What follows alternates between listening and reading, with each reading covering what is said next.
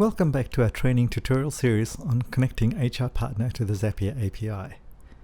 Today we'll be looking at how to send job applicant data from HR Partner across into a Google spreadsheet.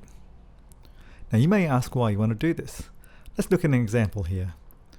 In our sample company we've got a job listing for a senior pilot position. And as part of the application process, we ask the applicants in our custom form to put in things like their total number of hours and their last check flight information, etc. Because as you know, in HR Partner you can design custom forms to collect all sorts of screening information. And now while it's handy to look at this information on a per applicant basis, it does make it hard to compare applicants against each other because you've got to keep jumping in and out of these screens. What we'd really love to do is look at everyone in a list format on a spreadsheet, so we can actually look at things like total hours and last check flight and some of this critical information all on one page and be able to sort them as well. So let's go ahead and create this right now. So let's create a Zap like we have before, and once again the trigger application will be HR Partner, and the trigger we're looking for is a new job application. So choose that from the drop down and we'll click continue. And don't forget to put in the account details that you set up before to connect HR Partner to Zapier. Now on the next screen you can specify what job we're looking for. So we want to choose the senior pilot position, so pull down the job field and we want to pick the senior pilot job only in this case. We'll leave all the other fields as they are because we don't really need any of the extra information filtered out right now, and we'll continue through. Now we can test this trigger to make sure we get some data out, and if you click the test trigger button you should see an applicant being brought across, Gina Rendezzo, so we know that the link's actually working. So let's continue to the next stage. What we'll do next is send the information into a Google Sheet. So we'll search for Google Sheets in the list of all these Zapier applications and select it.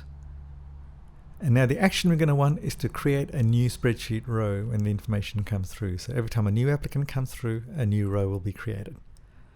We'll click continue.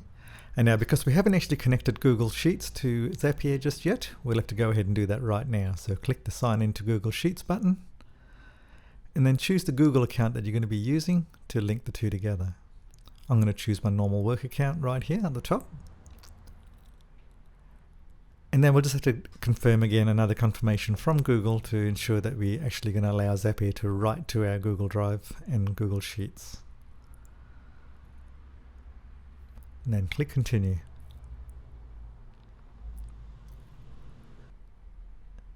Okay, we're all going well now, so we need to just specify which drive we're going to pull the information from, and then the spreadsheet name and tab name. So you can see here we've already created a spreadsheet called Senior Pilot Applications with a single tab in it called Applicants, and we've also defined all the columns. Now it's important you set up the spreadsheet first before you actually go ahead and create the Zap. So in the spreadsheet we're going to choose the Senior Pilot Applications, same name.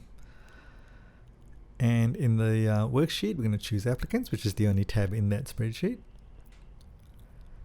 And as soon as you do that, it'll bring up all the columns that you preset. This is why we said set up the columns first, because otherwise Zapier is not going to know how you want to populate this sheet. So first thing we do is set up all the columns you want here, which brings up in Zapier ready to go.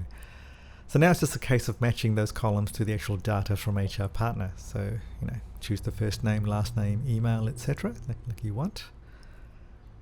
They're all pretty straightforward. Now the date applied is actually called date submitted, I think, from HR Partner. So it's a little bit of a name mismatch, but as long as you know what field's which, you can still choose those. And total hours is going to be a custom field. So if you just scroll down the list of fields from HR Partner, you should see all the custom answers that people have sent through on the application.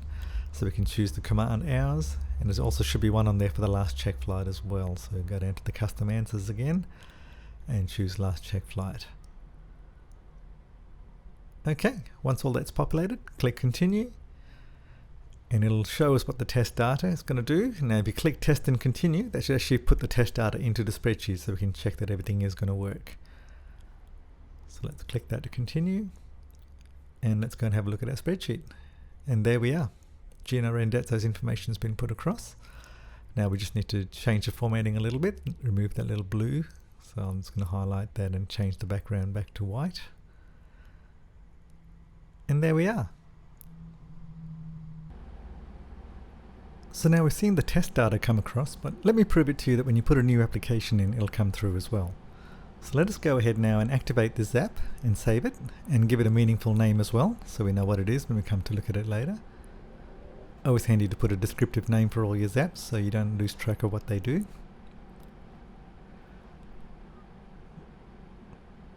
Right, let's go back to the job board now and actually put in an application manually for the senior pilot position. So let's go to view job and fill in the application form right now. I'm going to speed up this section just to save a bit of time. But you can see here, once we submit the application through, let's go and check our Google Sheet right now and see if the information is there. Now it probably won't be because the zaps only run every 15 minutes or so. So what I'm going to do here is shortcut that by actually manually forcing the zap to run right now by clicking the down arrow and clicking run. And you'll see that the zap's running in the background. And we just want to check everything's all green. And let's go back to the spreadsheet, and there we are. Stuart Mitchell, the application I just put in, is in the system right now. And as applicants come through the system, they'll be added to this sheet as you go. That's how much easier life can be using Zapier and our HR Partner API to improve your workflows and process your data in different ways. Thank you for watching this, and don't forget to check out our other Zapier tutorials as well.